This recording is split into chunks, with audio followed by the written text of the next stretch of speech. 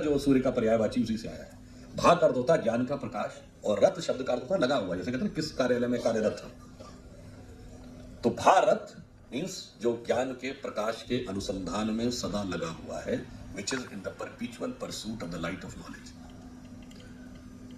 तो हमारा जो थॉट है, और फिर अब देखिए जैसा कि अभी जो गीत गा रहे थे वशिष्ठ जी, उन्होंने भारत माता की बात कही। हमारा राष्ट्र जब अलग है, यूनिक है, तो हमारा राष्ट्रवाद भी यूनिक है।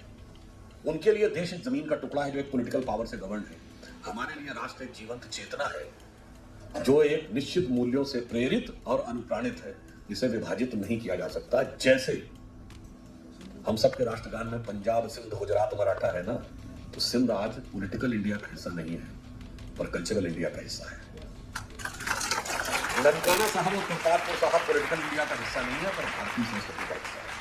अब बताइए, हड़प्पा सिविलाइजेशन किस कंट्री की हिस्ट्री पढ़ाई जाती है? भारत की हिस्ट्री में। पूरा इलाका किस में है? मेजॉरिटी इलाका पाकिस्तान में। ना वो ऊन करता ना दुनिया उसका मानती है। गांधारी गांधार से आई थी। गांधार पॉलिटिकल इंडिया का हिस्सा नहीं है, कल्चरल इंडिया का हिस्सा है। और ये हमें कैसे जोड़ता है कल्चरल एलिमेंट, हम कई बार इस चीज को समझ नहीं पाते। जब आप अमरनाथ की यात्रा पे जाएं और जब आप श्रद्धा भाव से अमरनाथ में जाकर शिवलिंग के आगे नतमस्तक होते हैं, तो आपकी श्रद्धा समान रूप से रामेश्वरम हो, त्रयंबकेश्वर हो, या काशी विश्वनाथ हो, या मल्लिकार्जुन हो, 12 ज्योतिर्लिंगों तक जाके स्वतः जुड़ जाती है in the entire geographical landscape of India. और वो कैसे जोड़ता है, मैं आपको एक उदाहरण बताना चाहता हूं, जो मैंने एक बार पहले भी 1-2 बार बताया है। 15 अगस्त 2016 को जब प्रधानमंत्री श्री नरेंद्र मोदी जी ने लाल किले से बलूचिस्तान का विषय उठाया, तो उस दिन शाम को मैं टीवी डिबेट में था। तो एक बलूच नेता अहमद मुफ्ती खान वाशिंगटन डीसी से हमारे साथ डिबेट में थे, और पाकिस्तान की तरफ से जनरल शफकत सईद थे। तो उसने ये कहना शुरू किया, बलूच नेता ने, कि we are Baloch and we want justice. So the Pakistani said, if you are Baluch, then you are not Pakistani. Then he said, we are Baluch, we are not Pakistani. Then the Pakistani said, if you are not Pakistani, how you can say you are different than Pakistani? तो उस बलूच नेता ने कहा कि देखिए साहब, इस इलाके में जितने भी मुल्क हैं, in this adjoining area, every country is having an ethnicity, a cultural entity and a significant cultural identity. उसने कहा अफगानों से अफगानिस्तान है, कजाकों से कजाकिस्तान है, उज्बेकों से उज्बेकिस्तान है, बलूचों से बलूचिस्तान है, और इस इलाके में मगर कोई एक फेक कंट्री है जिसकी ना कोई आइडेंटिटी है ना कोई कल्चरल एंटिटी है, वो पाकिस्तान है।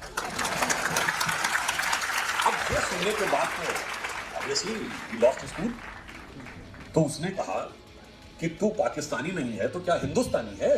तेरी एंटिटी क्या है, आइडेंटिटी? अब देखिए आगे क्या होता है। कहता मैं भारत सरकार से कहना चाहता हूं, हम बलूच हैं, हमारे ऊपर जुल्म हो रहा है, हम पाकिस्तानी नहीं हैं, हम हिंगलाज माता की संतान हैं।